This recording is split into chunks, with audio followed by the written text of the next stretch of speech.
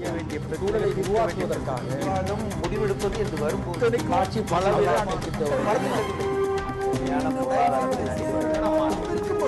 எதிர்த்து பேசிட்டு நேர்பட பேசி தொடர்கிறது. நாம இந்த விவாதத்தை தொடர்வதற்கு முன்னால் இதுல மிக முக்கியமான ஸ்டேக் ஹோல்டர்ஸ் பொதுமக்கள் தான். நீதிபதிகள் வழக்கறிஞர்கள் என்பதை கடந்து நீதிமன்றம் நடப்பதே மக்களுக்காகத்தான், மனுதாரர்களுக்காக தான். அந்த பிரிவினர் என்ன இதை பற்றி கருத்து சொல்லியிருக்காங்க அப்படின்றது பற்றி இந்த விவாதத்தின் வாயிலா ஒரு கேள்வி எழுப்பியிருந்தோம் பொதுமக்கள் மத்தியிலே.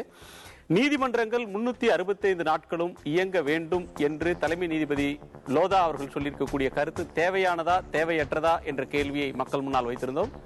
79% நேயர்கள் தேவையானது என்றும் 21% பேர் தேவையற்றது என்ற கருத்தையும் சொல்லியிருக்கிறார்கள். அந்த நேயர்களுக்கு நன்றி. திரு விஜயன், நேற்று நீங்க சந்திர அவர்கள் எழுதியிருந்த கட்டுரையில கூட மிக முக்கியமா சொல்றது 93 ஒரு வழக்கு வந்தது.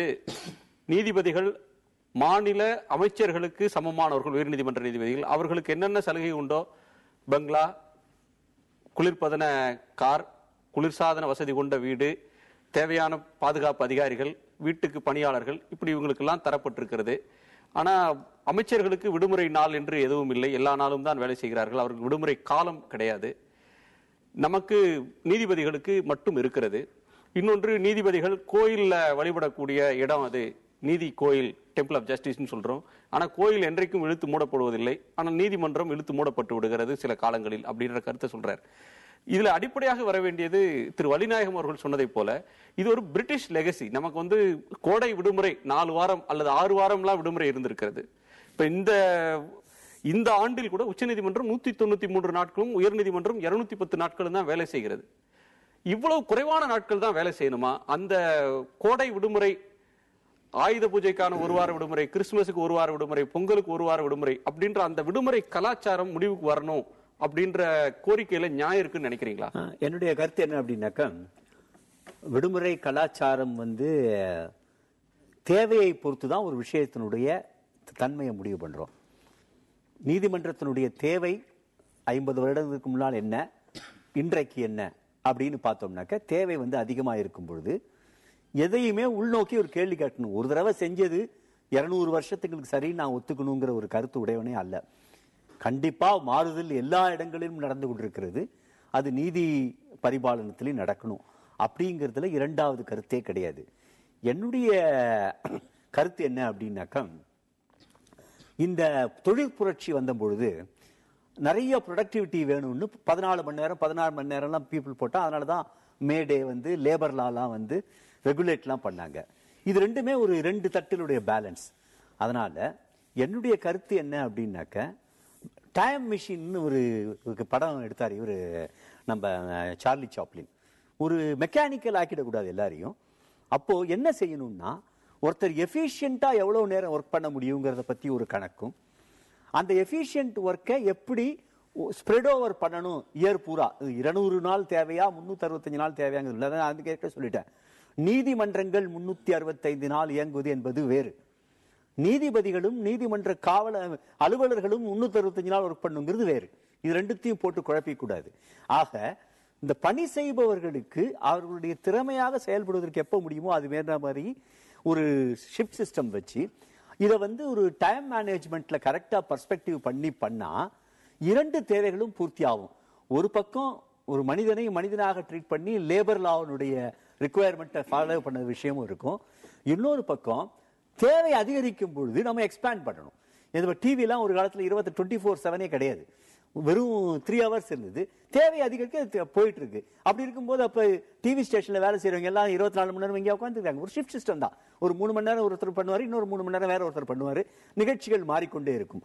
அதுபோல இந்த நீதிமன்றங்கள் செயல்படுவதை பற்றி எனக்கு இரண்டாவது கருத்தில்லை. ஆனால் நீதிபதிகளும் நீதிமன்ற அலுவலர்களும் வழக்கறிஞர்கள் கூட இவர்கள் எல்லோருமே எல்லா நாட்களும் வேலை செய்யும் எதிர்பார்க்க முடியாது. வழக்கறிஞர்களுக்கு ஒரே ஒரு பதில் எனக்கு என்ன அப்படின்னாக்க, ஒரு வழக்கறிஞர் தனக்கு எவ்வளவு வேணும் அப்படிங்கறத முடிவு செஞ்சுக்கலாம். அவர் எல்லா நாளும் 365 நாளும் பண்ணக்கூடிய திறமை இருந்தா பண்ணலாம், இல்ல எனக்கு இது போதும் என்னுடைய வேலைக்கு அப்படின்னு செய்யலாம். அதனால வழக்கறிஞர்கள் செல்ஃப் ப்ரொஃபஷனா இருக்கிறதுனால, தே ஆர் நாட் எம்ப்ளாய்டு பர்சனா இருக்கிறதுனால அவங்களே அவங்களுடைய வேலையை தீர்மானித்துக் கொள்ள முடியும். எனக்கு பிடிச்சா இன்னைக்கு நான் கோர்ட்டுக்கு போவேன், இல்லாட்டி வேண்டாம். அதனால அந்த மாதிரி இருக்க முடியும். அவனுக்கு ஒரு பொருளாதார பிரச்சனை இருந்தா அதிகம் ஒர்க் பண்ணலாம். நீங்க சொல்ற வாதம் நிராகரிக்கப்படுகிறது திரு விஜயன் அவர்கள். அதாவது ஒரு மன அழுத்தம் அப்படின்னு சொல்ற வாதத்தை நீங்களா தேடிக்கொள்ற ஒன்றுதான் அப்படின்ற ஒரு கருத்தை முன்வைக்கிறார். அப்படி இல்லைங்க. அதாவது விடுமுறைகள் வந்து நிச்சயமா தேவை. அதை தான் வந்து முன்னோர்கள் வந்து சொல்லியிருக்கிறாங்க, கடைபிடிச்சிட்டு வரோம். அது வந்து பயனாளிகள் நாங்க வழக்கறிஞர்களோ நீதிபதிகளோ. ஆனா இந்த பொதுமக்களுடைய பார்வை என்னன்னாக்கா, அவங்க வழக்கு சீக்கிரமா முடியணுன்றது மறுக்க முடியாத ஒரு உண்மைதான். நீ ஒரு வழக்காடி என்ன நினைப்பாரு, இன்னைக்கு கோர்ட்டுக்கு போனோமா நாளைக்கே எனக்கு தீர்ப்பு போகணும்னு நினைப்பாரு. அது சாத்தியமானு பாத்தீங்கன்னா நிச்சயமா சாத்தியம் இல்லை. உதாரணத்துக்கு வந்து இந்த சென்னையிலேயே வந்து ஒரு கொலை வழக்கு வந்து கொலை வழக்கு பதிவு செய்து 10 நாட்களிலேயே தீர்ப்பு வெளியானது. இது வந்து உச்சநீதிமன்றமும் உயர்நீதிமன்றமும் கண்டித்தது. ஏன்னு கேட்டா, அதாவது வேகமா வந்து ஒரு தீர்ப்பு சொல்வது வந்து அரிட் ஜஸ்டிஸ் பரிட் ஜஸ்டிஸ். அது மாதிரி வேகமா நீங்க சொன்னீங்கன்னா அது தவறா ஏதோ நடக்கக்கூடிய வாய்ப்பு இருக்கு. அப்ப கம்பல்ஷன் இருக்கு. அந்த மாதிரி இருக்கு. அது 10 நாள் முடியாத கேஸ் சொல்றீங்க. உச்சநீதிமன்றத்தில் 20 ஆண்டு தேங்கி இருக்கக்கூடிய வழக்குக்கு என்ன சொல்லுவீங்க? அதுதான் சொல்ல வரேன். அதுதாங்க இப்ப வந்து நீங்க பாத்தீங்கன்னா இந்த 15 ஆண்டுகள்ல எத்தனை சட்டங்கள் இயற்றப்பட்டிருக்கு. மக்களுடைய விகிதாச்சாரம் பாத்தீங்கன்னா மக்களுடைய எண்ணிக்கை அதிகரிக்குது, நீதிமன்றங்கள் அப்படியே தான் இருக்குது. அதனால மக்களுடைய எண்ணிக்கைக்கு ஏற்ப நீதிமன்றங்கள் அமைக்கப்படணும். அப்படின்னாக்கா உங்களுக்கு வழக்குகள் எல்லாம் சீக்கிரம் எடுத்துக்கொள்ளப்படும். நீதிமன்றங்கள் இயங்கினா கூட நீதிபதிகளோ பணியாளர்களோ நிரப்பப்படவில்லை. அதனால அந்த மாதிரி குறைகள்லாம் இருக்குது. நான் அதுக்கே வரல. நான் இப்போ எங்களுக்கு தேவையில்லையான்னு கேட்டீங்கன்னா நிச்சயமா தேவை. காரணம் வந்து நான் சொல்றேன், திருப்பி சொல்றேன்னா, நாங்கள் வந்து பணிச்சுமையில் இருக்கிறோம். இப்போ விஜயன் சார் சொன்னாரு, இந்த மாதிரி வழக்கறிஞர்கள் தேவைப்பட்டால் நீதிமன்றத்துக்கு போகலாம், இல்லைன்னா நம்ம வீட்டில் இருந்துக்கலாம். அது இருக்குது. ஆனா நீதிமன்றம் என்று ஒன்று இயங்கும்போது வழக்கறிஞர்கள் யாராவது ஒருத்தர், நான் இல்ல இன்னொருத்தர் யாராவது ஒருத்தர் போறாங்கல்ல, அவங்கள நீங்க கம்பல் பண்ணக்கூடாது. 24 hours வா, 365 நாள் வான்னு சொல்லிட்டு.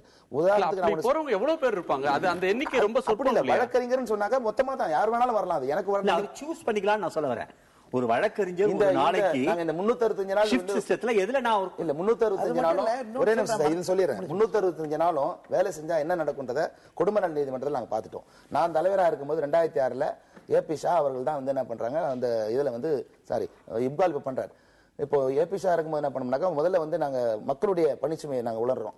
வழக்காடிகள் நீங்க சொன்னீங்க 210 நாள் உயர்நீதிமன்றங்கள் இயங்குதுன்னு. நம்ம உயர்நீதிமன்றம் 230 நாள் ஒர்க் பண்ணுது. இது எப்படி பண்ணோம்னாக்கா, இந்த சின்ன மினி ஹாலிடேஸ்லாம் நாங்க எப்படி கால்குலேட் பண்ணி கொஞ்சம் சேர்த்தோம்னாக்கா, இப்போ வந்து தீபாவளிக்கு வந்து ஒரு 4 நாட்கள் சனி ஞாயிறு செவ்வாய்க்கிழமை வரும் லீவு, வேற ஏதாவது அரசு விடுமுறை வரும். அப்ப நாங்க திங்கட்கிழமை விட்டுட்டு நாங்க அந்த திங்கட்கிழமை சனிக்கிழமை காம்பன்சேட்டரி டே ஒர்க் பண்ணோம்.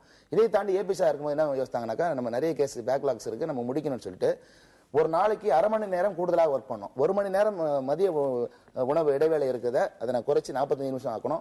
சாயந்தரம் 4:30 மணிக்கு முடிகிற கோர்ட்டை வந்து 4:45 கொண்டு வரணும். அரை மணி நேரம் நீங்க பாத்தீங்கன்னாக்கா 210 நாள்ல 20 நாள் மேல வேலை செய்யறோம். இப்ப செஞ்சுட்டு இருக்கிறோம். 230 நாள் நாங்க வேலை செய்யறோம். இல்ல பொதுவா பார்த்தா அவர் கனகராஜ் அவர்கள் சொல்றது, இந்த விடுமுறை என்பது மஸ்ட் 220 நாள்ன்றது வேலை, அதுக்கு மேல வேலை செய்ய முடியாது, கோடை விடுமுறை எவ்வளவு பெருசா இருக்கணும் அப்படின்ற கருத்தை முன்மொழிகிறாரு.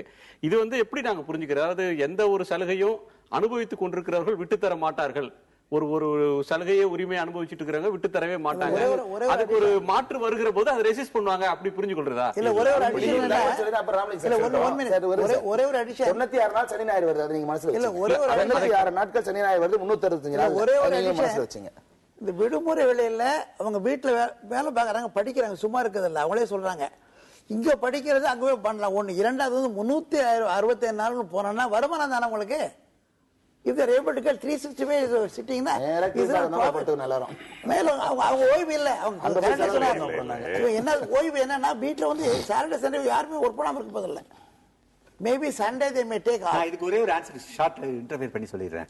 24x7 டிவி ஒர்க் பண்ணாலும் 24 மணி நேரம் நான் டிவி பாக்குறது இல்ல. எனக்கு எது வேணுமோ அதை தான் பாக்குறேன். You can be choosy. அதுதான் பாயிண்ட். நீதிமன்றங்கள் ஒர்க் பண்ணலாம், பட் நீதிபதிகளுக்கும் ஒர்க் பண்றவங்களுக்கும் பலு அதிகம் இருக்க கூடாதுங்கிறது இஷ்யூ. சூழலை உருவாக்குவதற்காக முடிவெடுப்பது என்று வரும்போது ஆட்சி பல